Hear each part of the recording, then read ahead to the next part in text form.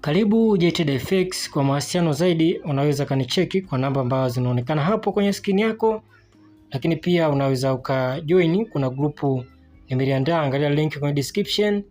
Ni group kwa ajili ya motivation. Pia kwenye description kuna linki za blog ambazo unaweza ukajoin. Sasa leo nimekuita video ambayo inahusu NFP. Kirefu cha NFP ni non-farm payroll. Hii NFP trading imekuwa maarufu sana kwa wale ambao ni experienced trader. Sasa nataka na ujue NFP hii ni ripoti ambayo inatolewa na serikali ya Marekani. Ripoti hii huwa inakuwa inatolewa kila Ijumaa ya mwanzo wa mwezi, na ripoti hii inaonyesha idadi ya watu walioajiriwa kwenye sekta zote za Marekani kasoro kilimo pekee. Kwa hii ni ripoti ambayo inatolewa kila Ijumaa ya mwanzo wa mwezi na serikali ya Marekani, na ripoti hii inahusu kuonyesha idadi ya watu walioajiriwa kwenye sekta zote za Marekani kasoro sekta ya kilimo tu. Kwa hiyo idadi inapokuwa kwenye hii ripoti, idadi inaweza ikawa imepungua au imepanda. Kwa kama idadi ikiwa imepanda, uchumi unakuwa umeimarika, na idadi kama ikiwa imeshuka, uchumi unakuwa umedorora. Kwa hiyo lazima kuna effect katika dola. Hii NFP katika sisi ambao tuna trade huwa tunakuwa tunachukua fursa hapa. Kila Ijumaa ya mwanzo wa mwezi huwa tunakuwa tuna trade kwa kuweza kuangalia NFP. Kwa hiyo sasa ngoja tuangalie effect za NFP katika soko. Hii NFP hii report ina effect gani? Kama kukiwa kuna strong data inamaanisha kulikuwa kuna more job, yani job zilikuwa nyingi sana katika hiyo report ukilinganisha na ripoti zilizopita. Hii itaonyesha kuwa dola itapanda. Na kama kukiwa kuna weak data, ina maana weak data ni job, zile ripoti za job kama zikiwa ni chache, hii inaonyesha kuwa dola imedorora, ina maana uchumi umeyumba. Umeona?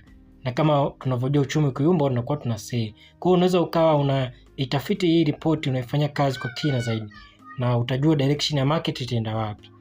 Lakini pia impact nyingine ya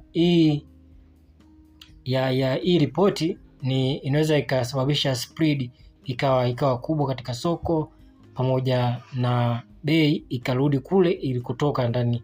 Kama bei ikopo inapanda, inaweza ikashuka ghafla. Umeona?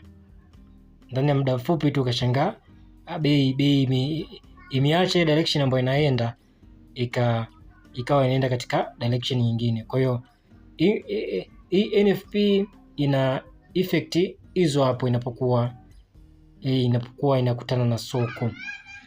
Alafu pia tuangalie mbinu za kuweza kutrade wakati wa NFP. Wakati wa NFP unaweza ukawa tuseme wait and trade the trend. Unaweza ukasubiria na ukatrade kulingana na trend inavyoenda. Umeona?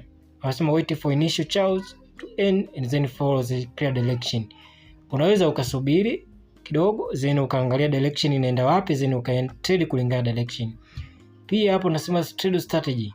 Sasa hapa hii ni nzuri, hata mwenyewe nitakuwa na trade kutumia hii. Nasema una place pending orders. Kama unajua NFP itatokea saa 9:30, kwa hiyo kuanzia kwenye saa 9 hivi unaweza kuweka pending order kulingana na bei iliyopo ndani ya muda ule. Unaweza kuweka pending order juu na chini. Yaani mimi unaweza kaweka order ya kubuy na order ya kuseli kwa wakati mmoja. Umeona? Alafu zote ukaziwekea tight stop loss. Ina maana unapokuwa una place order mbili, order ya kubuy na order ya kuseli, alafu pia unaifungia zote, unazifungia stop loss. Ina maana ile ambayo itakayokuwa obey ile direction utakuwa umeweza kutengeneza profit, na utakuwa umerecover ile loss ambayo utakuwa umeipata kwa position moja. Kama ukiweka stop loss ya $2 alafu take profit kuweka ya 4 au ya 4 kwa zote, ina maana kama ile TP ya 2 itakusaidia kuweza kurecover. Pia risk management hapa unatakiwa pia utumie stop loss tight sana, yani stop loss iwe ndogo sana. Sasa jambo la msingi ambalo unatakiwa kulijua kwenye NFP, huwa soko linakuwa linatembea kwa momentum kubwa sana na soko linatembea kwa speed sana. Kwa hiyo make sure unakuwa na tahadhari unapokuwa na trade hii NFP.